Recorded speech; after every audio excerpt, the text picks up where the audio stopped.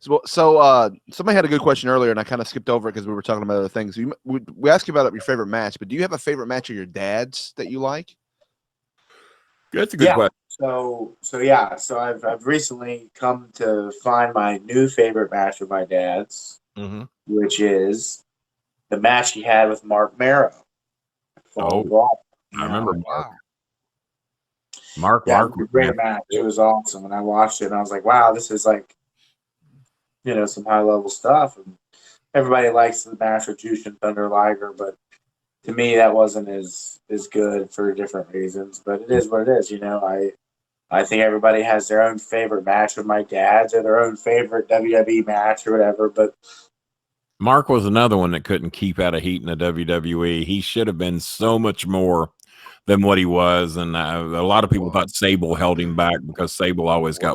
That's what happened. He came in with Sable, and they for the very beginning didn't help him any. It didn't help him. Right, Jim Ross said, "Did we sign the wrong person for the very beginning?" So I think he did. I think they signed both of them, but she got more over it essentially than way more over. She even sued the company for $1 million and actually got to come back after suing Vince for $1 million, and they still brought her back to the company. And they paid her $1 million. Did she get paid, Daniel, or do you know? She did. She got paid. And, you're kidding me. And she's still got paid and came back. She's still getting paid because she gets that Brock Lesnar money now too. So. Oh yeah, I guess she is then. Because she lives with him. Huh? Yeah. So she's got that Brock Lesnar money. Did they ever get married? Yeah. They're married. Yeah, they're married. I might have to look up whatever it was she was doing. Because she must have been. You may not want to do that with Brock Lesnar. I'm just going to warn you that ahead of time. No, I mean, like, whatever it was about her that got her so over, Well, once again, you may not want to do that with Brock Lesnar. Well, whatever got her over, she did have two things connected to her chest that you probably don't have. Well, she had the paint. She came out. She had the paint, Just had paint on her boots, and that was it. You talk about the Attitude Era. Johnny B. Bad, though, character was better than Marc Mero anyways. I mean, just a better like character. Johnny B. Bad better. Yeah. I mean, it was Little Richard. I mean, it was the reincarnation of Little Richard, but, I did like that better than the Marc Mero deal. Well, everybody still he did that. He did that character better, I thought. No. I agree. Well, they said somebody asked favorite WCW match of yours, but you pretty much answered that was a WCW match, wasn't it? The one with Marc Mero? Wasn't that Johnny B. Bad when he Marc Mero when he wrestled Marc Mero? Fall Brawl? Yeah, right. Yeah. Okay, that's what I thought. So you pretty much answered that. Now, what is your finisher right now? What do you use as your finisher? It's called the Dire Promise. It's a variation of a swinging neck breaker, with a double arm hook. It's pretty cool. Okay. I need to check it out on Major League Wrestling. Do you have you said the MLW, do you have much stuff on YouTube out there that anything in particular you'd recommend us see? Yeah, I actually just released a new highlight film, but it's actually a private link. Okay. So you can't really see it right now. Maybe I'll post it. You probably should.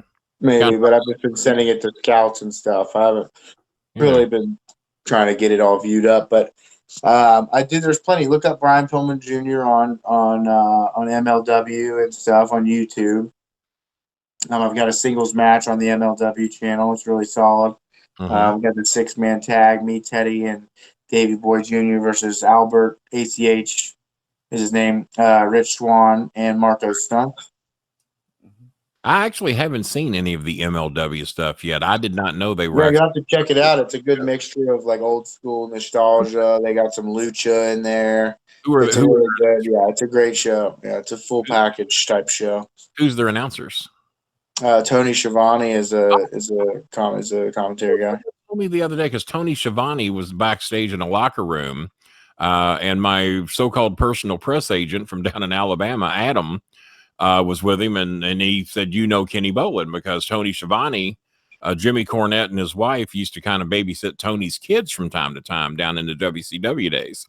So I knew Tony from back when I lived in Atlanta, but I haven't seen Tony probably since the early 90s.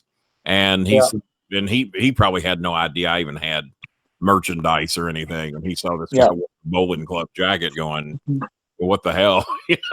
Well, that Yeah. was the. I think they were at the Georgia Alabama game, wasn't they? Is that Yeah, what- he's the voice of the Georgia Bulldogs. yeah.